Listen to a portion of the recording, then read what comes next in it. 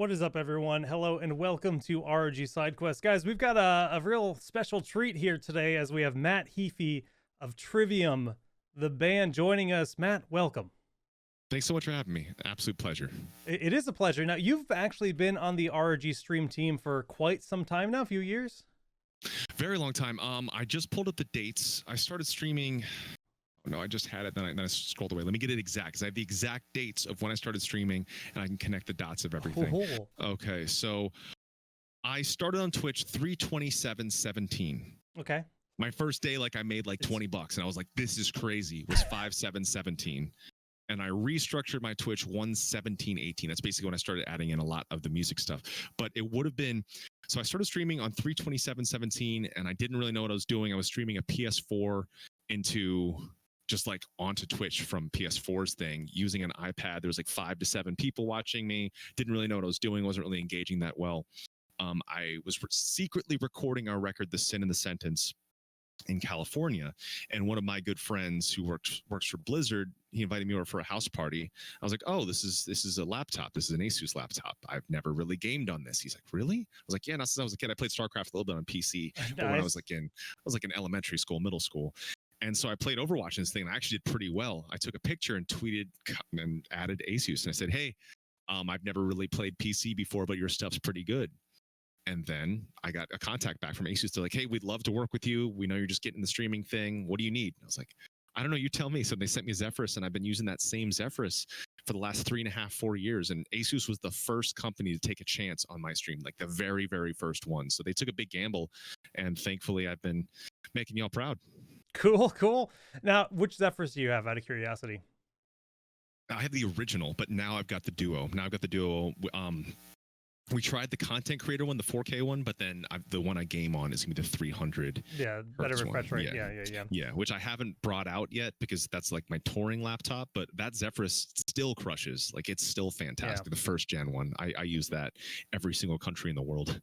All right, so we know a little bit about you in streaming, but actually for anyone that doesn't know who you are, they're tuning into this for the first time, they're checking out this VOD. Let's talk a little bit about who you are as a person. How long have you been creating music? Like, what's your history look like? Because it seems like, I mean, obviously you're a musician. That's your career. How long have you been doing this for? I originally picked up guitar at about 11 years old because it was just the cool thing to do, to get noticed. I was into pop punk and ska at the time. I tried out for a pop punk band. I'm a big ska nerd. What is your favorite ska band?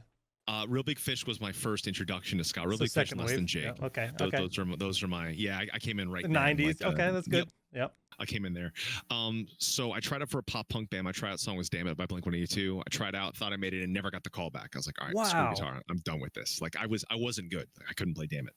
I'm not saying that "Damn It" is a super easy song, but I couldn't play it. Yeah, compared to what you play now, it is. Yeah. little easier. Then it was like a couple months afterwards, a kid lent me this thing called Metallica. I was like, what's this? Metallica's Black Album. Went home and listened to it. Never really heard metal before. I mean, like, kind of heard it in the background. My dad was into Zeppelin and Boston and Van Halen, but I'd never really heard metal. I think he was waiting for me to discover it. I heard it and I said, this is the kind of music I'm meant to play. So I started playing as much guitar as I could to emulate the sounds I was hearing, unaware of the fact that was practicing. Then I got pretty good. I played my 8th grade talent show, did No Leaf Clover by Metallica. It was just me and a drummer. The band I tried out for originally, I don't remember what their name was then, but I think it was like Freshly Squeezed shortly after that. And now they're Rory. And then this 2-person band was called Vertigo, or The Vertigo. And I played No Leaf Clover. Immediately afterwards, I was asked to try out for a high school band called Trivium. They had a lineup. There was a guitar player left before they ever even practiced. My tryout song was For Whom the Bell Tolls. We're walking in. I'm 13 years old to a bunch of 16, 17-year-olds like, what's this kid gonna do? Played the song perfectly, and their dumbfounded looks turned to another dumbfounded look. I was brought in the band. We played the high school battle bands as I was in middle school still, but they were all in high school. The original singer wanted our band to be an industrial band. He left, said, you guys can keep the name. We'll split the songs in half. I'm going to start a different thing. You guys go be a metal band. So I've been in the band since I was 13. Dang. That's crazy. Okay, cool. So now we can talk a little bit about the present. You've obviously transition to streaming, and you initially started streaming games, right? That's what you said. You were just kind of playing video games, found an outlet, thought it was cool to stream on your PS4, picked up PC streaming. But now you've actually done something really cool where you have integrated your music, everything from your personal music, just playing, single by yourself, but also the entire band. You guys do stuff together. And I got to commend you. You said you don't know a lot about setting up the technology and stuff, but your stream setup is legit. Like, we can see it here. I'm sure everybody in your own channel knows that you've got the multiple cameras set up. You've got the full audio set up. You've got, I assume, just like a 12-channel mixer worked into the mix.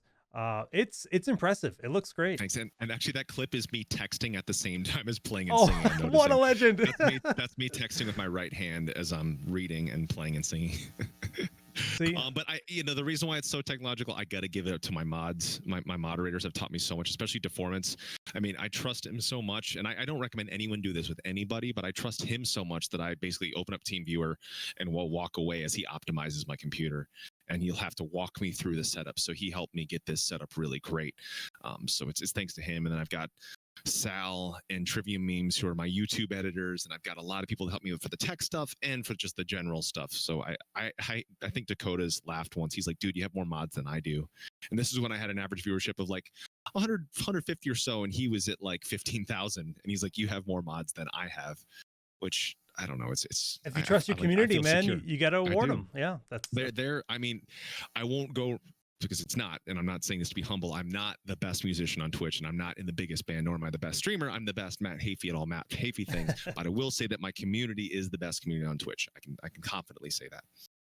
So let's talk a little bit about just transitioning to this digital content. Was it weird to start streaming music on Twitch compared to like doing it in a live setting, or did it just feel like practice? It was so. I remember as streaming was getting quote bigger, I was like, oh man, there's like 35 people watching me play Overwatch today. This is amazing. I loved it, fell in love with it, would only stream when I could. Obviously, I couldn't really on tour because I hadn't figured out about unlimited IRL, which is now Live U that does like the data sims and stuff like that. But I was invited by a Twitch staff member on Twitter, like, hey, if we see you're playing San Francisco, if you want to come down to the HQ, we'd love to have you down. I was like, all right, I'll give you tickets and passes too. So I came down. I didn't know anything about these two guys. I didn't know that they were into the band, but Brandon and John from Twitch, they were big Trivium fans. We ended up becoming good pals. Was this Brandon Ewing? This is Brandon Copert, so okay. Volition and Meme Dude. Okay, and cool. Meme was like one of the first, I think like 10 to 20 employees of Twitch, which he's recently retired at the young age of 35, which is crazy to say. So these two, they gave me the tour. I was blown away by the office, and I was telling them how much I love streaming and stuff, and they lent me the Gunrun backpack. So Gunrun was another one of the original Twitch employees that created Justin, that IRL stream. Yeah, so I brought that to the show, streamed the San Francisco show, and I was hooked. And from that moment, we have streamed every single Trivium show for free from around the world. So I started integrating the shows. Became better and better friends with John and Brandon. I'd go up there. That's where my wife and I used to get tattooed all the time in San Francisco, which would tell you a lot about the Florida tattoo scene, that we would travel all the way across the country just to get tattooed. So we met with John and Brandon, and I was telling them how much I love streaming. I was like, man, I love it so much, but I can't do it as much as I want to because I have to practice X amount of hours a day. I was like, I blew my voice out in 2014. I need to keep up the good practice, keep up the good regimen. I'm very addicted to having my scheduled routine of practice. So I have to do my vocal exercise, and Brandon looks at me, he's like, why don't you stream that? I was like, Brandon, no one wants to watch me do my vocal exercises and sing Trivium songs every single day. He's like, just give it a shot. So I went home, and then from there, the channel really started kind of exploding in a great way, and that people started coming more over to the channel. And it wasn't like, so a big thing when this first started happening and people started noticing, hey, Matt's Twitch channel is doing well. It wasn't that I started streaming on Twitch and all of a sudden Gen Pop of Twitch and, Ninja fans were tuning into me. That's not what it was. It was Trivium fans that I had to explain, hey, here's a new platform. Come over here. Like, I know that you guys follow me on Instagram or Facebook or Twitter, but we can get to the next layer and actually be directly connected in the moment together on this new platform called Twitch. So it started going from there, and just working at that, it became right then I took on the 5 days a week, 9 a.m. and 3 p.m. without fail about 3.5 years ago. And then 7 days a week on tour as long as I'm not traveling. So when we're touring, it's 7 days a week. Days off, it's me playing games for 8 hours a day. Show days, it's sound check and show and maybe some gaming as well. And when quarantine happened and everyone was forced to go inside, everyone was like, all right, now I'm going to look up this thing that Matt has been telling me to tune into for a year and a half. So in a way, this was a blessing, transitioning to your practice being part of this regimen. It probably kept you sane during this pandemic, because when's the last time you did a show? I mean, we've done 3 digital shows. We did one paid for Yeah, one, but which at when's the the last time, time you did a physical real show? it would have been Australia, December 2 years ago, which is That's crazy. I Because know it's basically, we've been touring since 2004. Like, we've been actively playing shows anywhere from 4 to 9 to 11 months, 4 to 9 to 10 months a year since 2004. So it's been strange. has this felt But like a break, or does the travel like invigorate you in some way? Do you miss it like deeply?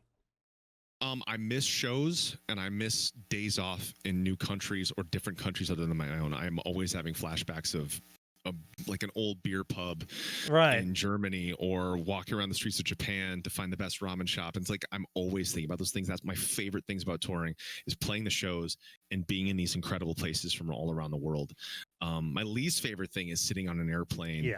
or being in the bus for like a 3-day travel to the next show. I can't stand that stuff, but that's a reality. And thanks to having games, I can always do that stuff there. And Ethan from the Taiwan HQ just sent me one of the ROG phones as well. So that'll Nice. help with those moments. But yes, I absolutely miss shows, and I miss food, and I miss hanging out with my bandmates and my crew guys and drinking local beer and eating local food. So that's definitely strange. But like I said, we've done 3 stream shows. We did one pay for one, which at the time was the most successful ticketed metal event. And we did it completely live. Now, I know a lot of people are talking about seeing live streams nowadays, and every band is doing one. I think about 75 to 90% of them are pre-recorded, which is fine. I guess that's fine. They might have internet where they are. They might want to make it super tight. But for us, we're like, this has to be live in the exact moment, because we all stream on Twitch. We know what it means to be live. It should be live if the word live stream is in there. So ours was live. Then we did 2 more Twitch ones for free that were really fantastic. 100% live, 100% in the moment. And now, with all 4 of us in the band streaming, Corey hasn't streamed in 2 months. I don't know why. So I'm trying to get everyone to follow him, even though he hasn't been streaming. We just purchased an airplane hangar. The band did. We're turning that into a streaming hub where we can play Trivium shows, we can make Trivium records, have Trivium rehearsals, all this stuff there. And that's pretty cool too. So all this streaming thing has snowballed to that. So now we're going to have an airplane hangar that's our multimedia hub. Did you ever think you were going to own an airplane hangar? Never. That's so cool, man. But we were sitting around, we're like, I hate that we pay rent to this practice place that we hate going to. Right. What can we do about that? And I started looking up, like, maybe buying an old house and like a starter house and flipping it and turning it into a rehearsal/rental place. And then our realtor showed us an airplane hangar, and I was like, all right, this is really sick. It's just too cool to pass up at that point. Yeah. Yes. So yeah, it's just keeps snowballing into these new ideas. And what's so fun about streaming and the Twitch ecosystem for myself is that everything can be made up out of thin air, which is so cool. Like, whether like partnerships like Asus and I, like the way we like, all right, we're going to do this, and this, or the way that we decide to approach shows, or that I can write on stream and let people be a part of that, or do a panel with a K-pop Asian agent, Danny Lee, and he mentions, hey, why don't you cover this song by Ace, which is a K-pop song, and I covered that Turn Little Metal song and stream the entire thing live. I like that you can make things up out of thin air and create your own system and your own rules and your own schedule for everything. So I like schedule. I like the expected. So I like to be able to make my own expected schedule. Yeah, makes a lot of sense, and that's really cool.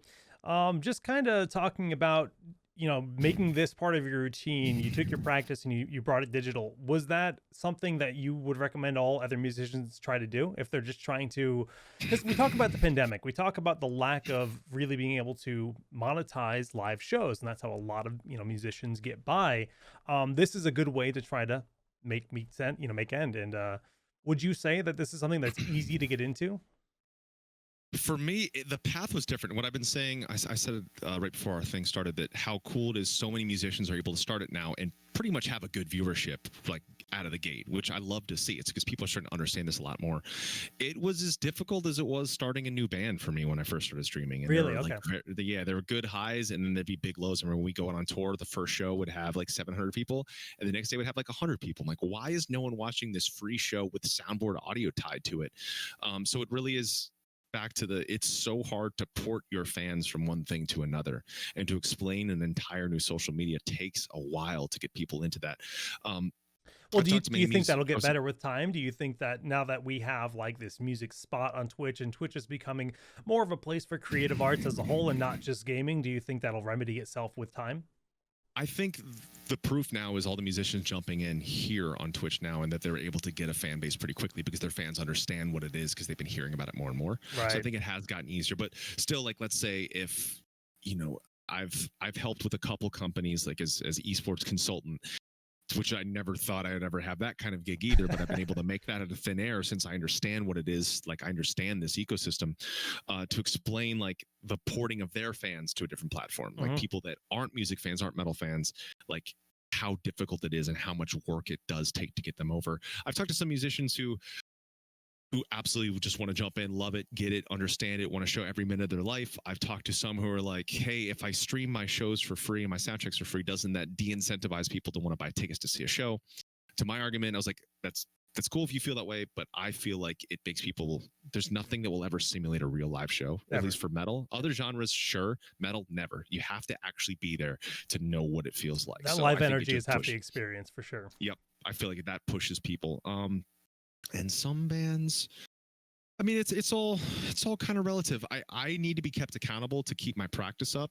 And before I was streaming all the time, maybe I'd be like, all right, I'm just gonna play guitar for 5 minutes today. But now it's like I have people depending on me to entertain them, and that entertainment is me playing Trivium songs by request for them, and in me entertaining them, it's keeping my chops up. I've never been in as good shape vocally or guitar wise in my entire life because I used to take time off. Like I'd finish a tour, I'd take a couple months off singing and screaming. It shouldn't be that way, I don't think. I think that it's the way I apply it is more like an athlete. And I make it where 365 days a year, if I had to make a record tomorrow, if I had to go on tour tomorrow, play a show tomorrow, I am in vocal shape, I'm in guitar shape, I'm ready to go, always. And that's what streaming has done for me. And the same way that I have given people a place to be with new friends and old friends and have community in a place where they can't normally have, where they can't have that right now in the world for the last year.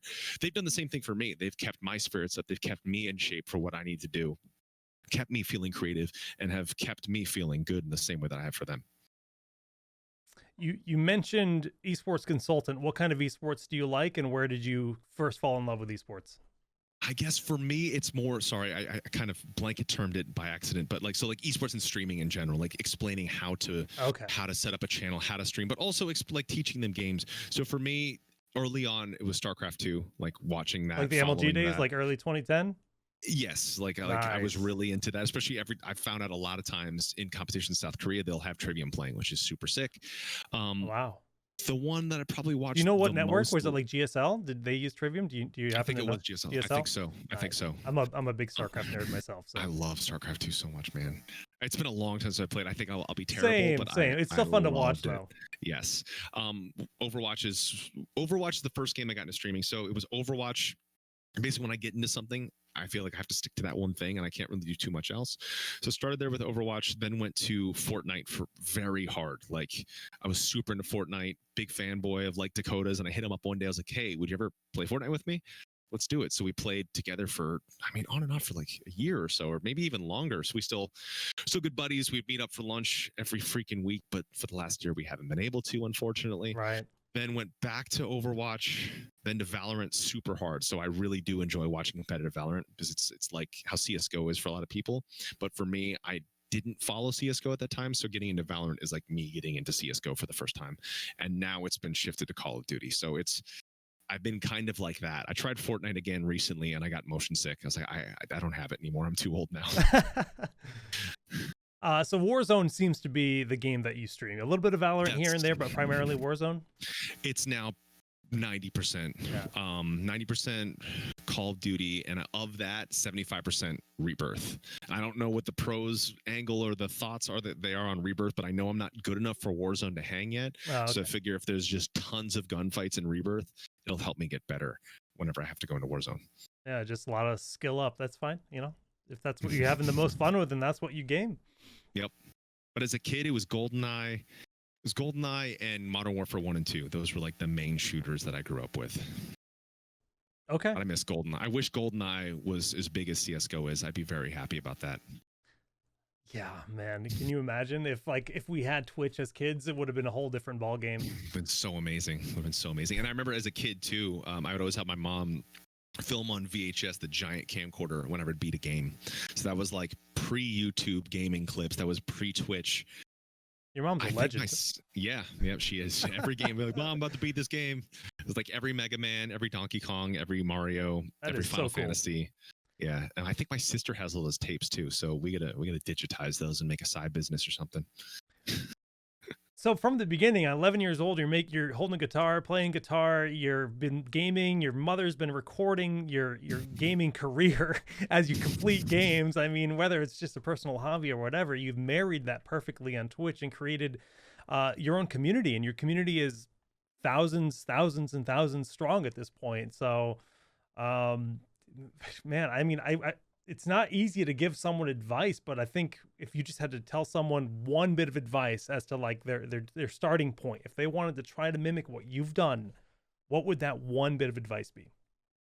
Every musician that asks me, because like right when pandemic happened, I put it out there, any musician that wants to learn to stream, hit me up. If you don't need advice, cool. But if you want even any questions anytime, just let me know, whether it's about what is Twitch to how do I get my audio setting up well? How do I play music? Am I like whatever question may be. The biggest thing I would say is just start. And so I told Brandon Saller from Atreyu, just start. I just told Richard Shaw of Cradle of Filth that 2 days ago.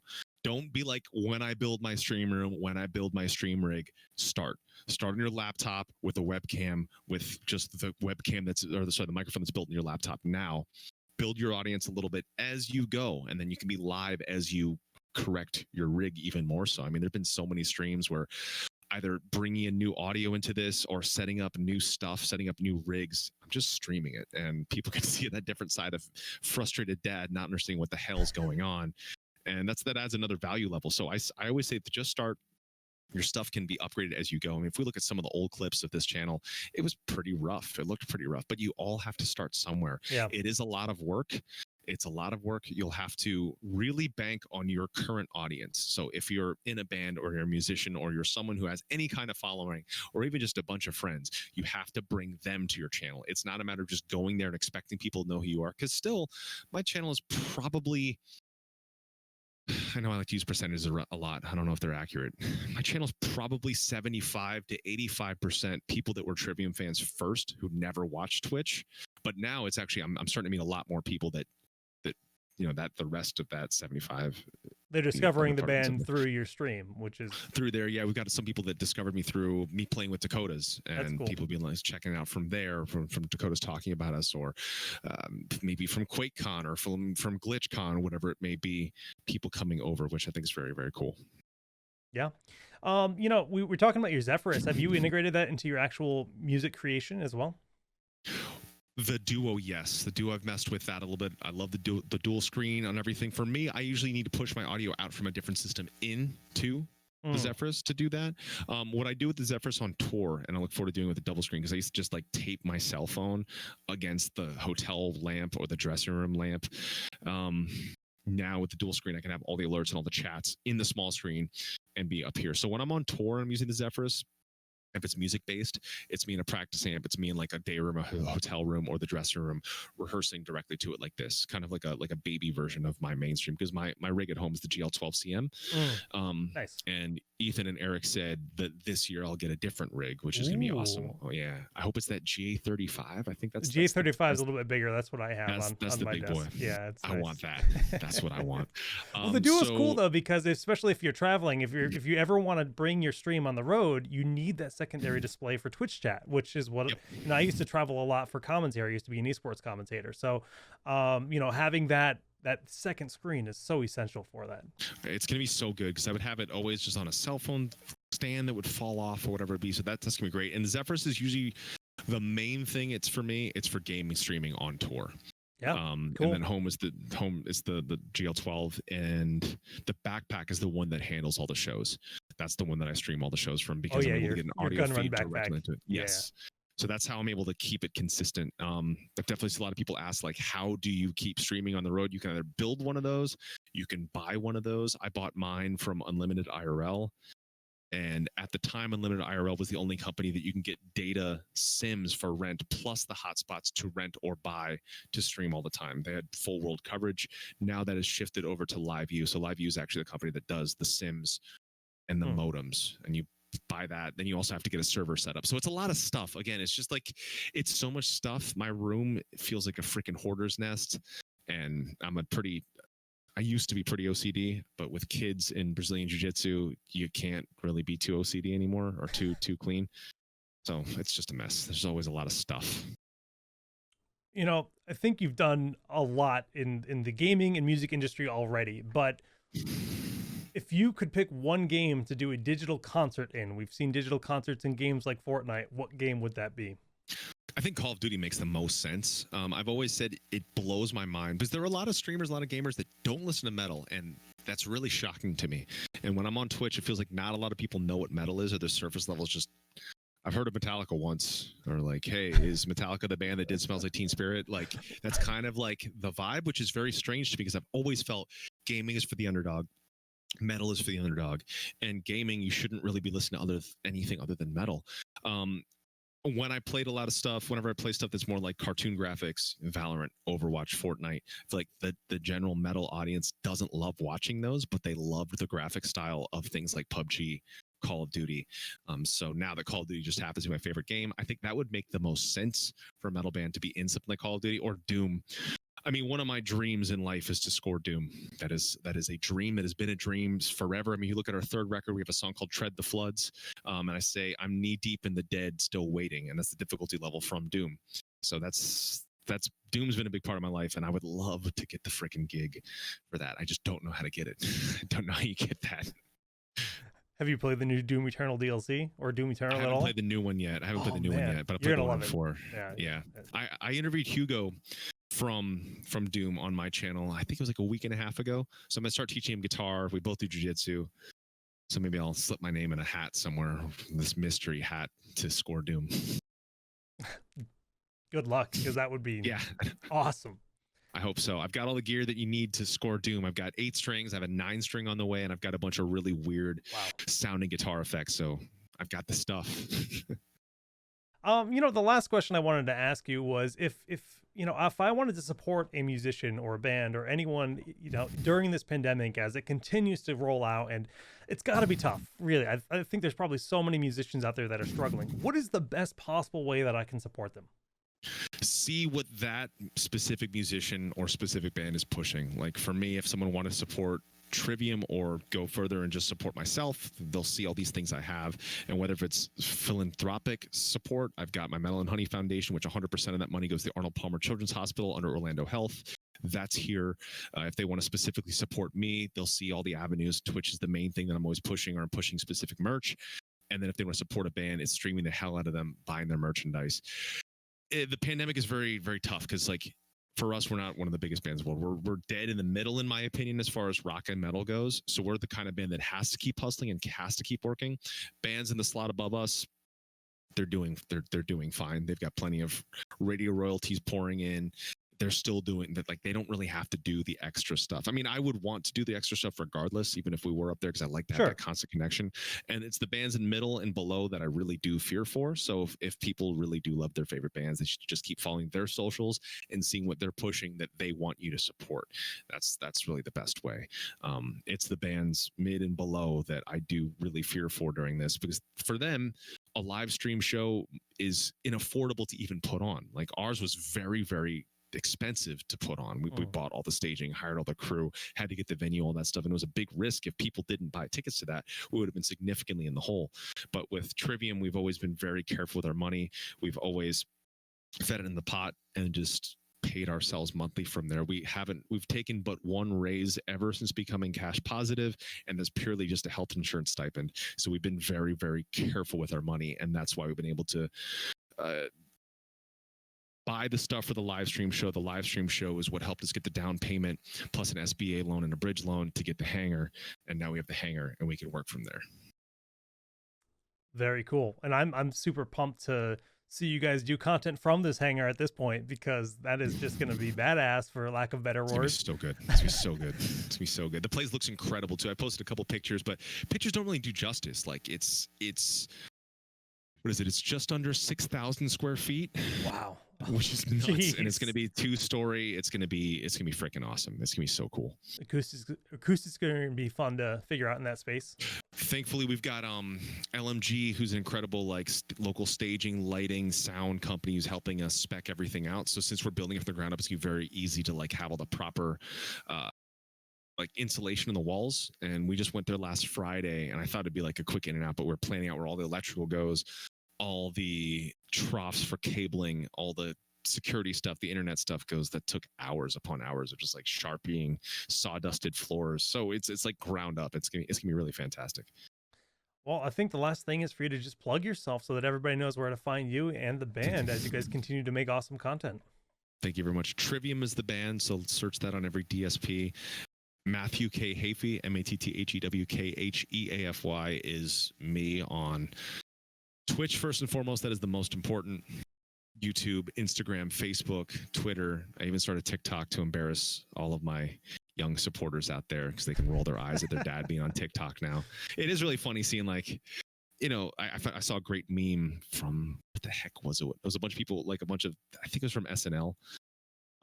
A bunch of comedians all wearing like mom jeans, and it's like the over 30s walking on a TikTok. You'd have to see it. That's what it feels like. But yeah, Matthew K. and everything. But the big one is Twitch, twitch.tv/Matthew K. 5 days a week, 9 a.m. and 3 p.m. Eastern, without fail. When touring comes back, it'll be 5 to 7 days a week without fail. Very cool. Well, Matt, thank you so much for your time. And it was just a pleasure to meet you and talk about all this, the music industry and Twitch and your stream. And it's going to be great to see you continue to grow. Awesome, man. Thank you so much, Jake. Really appreciate it. Cheers. Cheers. Thank you.